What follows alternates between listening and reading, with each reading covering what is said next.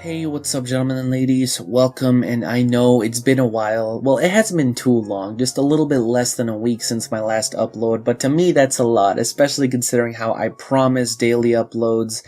And yeah, that lasted about a good 5 days. But if you guys are wondering what's up, not to bore those of you that don't care about this, but I've basically been busy with school, and on top of that, YouTube, for whatever reason, decided to demonetize all of my videos, saying that my channel did not qualify for monetization, quote unquote.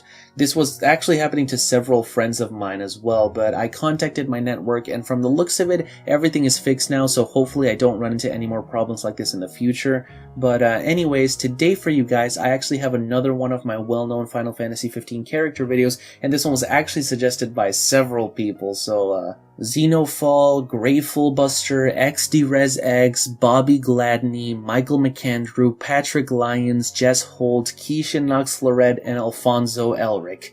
All of you guys, some of you for quite a while, have been waiting for this, so thanks for suggesting Luna Nox Fleuret for today's video. Now, before I go on, in regards to voting, I have heard your pleas. For the past 3 months or so, ever since I pretty much made this a regular series on my channel, people have been telling me to leave Noctis for last. And I didn't not cover him intentionally, I just kind of did a lot of the side characters first and sort of accidentally left Noctis for last, but there's no need for any more suggestions, guys. Versteel will be the next character, and I will finish off the series with Noctis himself. So, thanks to all of you for suggesting and, leaving comments. This has been one of my most popular series in my entire channel, and I couldn't have done it without you guys. But enough with all that, let's talk Luna. Now, as most of us know, originally in Final Fantasy Versus 13, Luna was called Stella Nox Fleuret. In terms of her name, if we actually take a look at the translation, Stella means star in Latin, and Nox means night, so night star. Her surname, however, Fleuret, is the French name for a type of sword, specifically a foil or rapier, which just happens to be the weapon that we see Stella use in the old Versus trailers.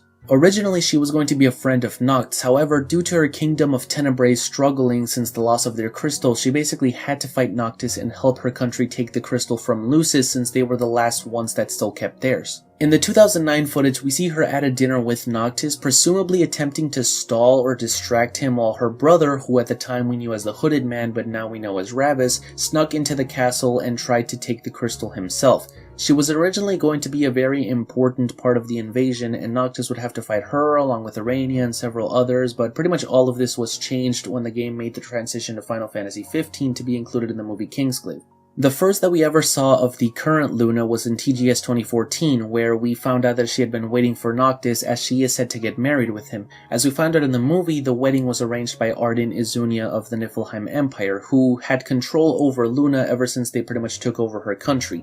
In this version of the game, Luna's role was changed to 2 very important things, an oracle and a princess. As the Princess of Tenebrae, her and Ravus were both kept very close to the Empire after the killing of their mother. Despite Regis, the King of Lucis, running away and not being able to protect them, Luna still believed in him, which is why she helps him out in Kingsglaive, ultimately leading to her escaping the city at the end of the film. It's unclear if these are simply flashbacks or if Niflheim somehow recaptures Luna at some point during the game, but we have seen her back in Tenebrae being held up by guards, as well as with Gentiana, her caretaker, who has actually known Luna since she was really young, as the anime shows us. Jen also holds Luna's weapon, a trident, which we have seen her hold several times but never really use, well, at least not to actually, stab anything. Like, despite Tabata constantly telling us that she is a strong, independent character, blah blah blah, you guys have heard it all before, the movie and shots that we've seen of her in-game tell us otherwise, but I'll wait until I play the game to actually judge. Her other role is that of an oracle, which in the world of Eos means that she can talk to gods. Which gods, we're not really sure. I speculate that this may be a remnant from the Fabula Nova Crystallis days, and she might be able to possibly communicate with Goddess Etro, the lady in the logo of Final Fantasy 15, who we saw in several of the older trailers as well as in Kingsglaive itself. She represents death and had a very strong influence in the Lucian Kingdom, or at least she did until the game got censored for the sake of keeping its rating.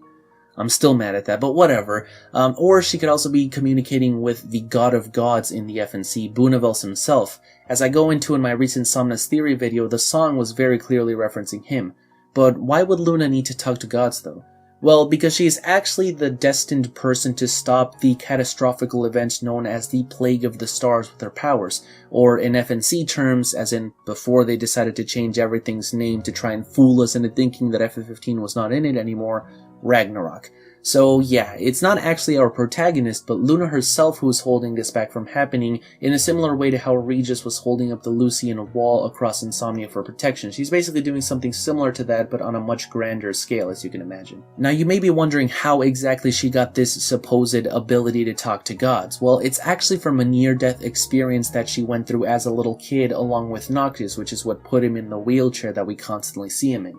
Out of it, Noctis also got special powers from this, the ability to see deaths before they happen, which is pretty cool that his basically mirrors Luna, like she can talk to gods, which gave life, and he can predict deaths, life and death. Pretty cool stuff. Now, a while back she was actually confirmed to be a party member in the game, although to this day we have yet to see any gameplay with her. In fact, the only guest party member that we have actually seen is Core, unless you want to get really technical, but from what they've said, in that part of the game it will be less of Luna joining Noct's party and more so Noctis joining Luna's, if that makes any sense, which makes me think that maybe she'll have more people in her party when you join it. Perhaps Jen, I guess we'll find out. In terms of design, she was one of the few exceptions to not have actually been drawn up by either Nomura or Ferrari. Luna was actually created by Final Fantasy XV's art director Yasuke Noura. She is portrayed by Russian model Sonia Maltkeva in the game, and in Kingsglaive her motion capture was done by Amanda Peary, and her voice was provided by Lena Headey, well known for her role as Cersei, sorry if I mispronounced that, from Game of Thrones.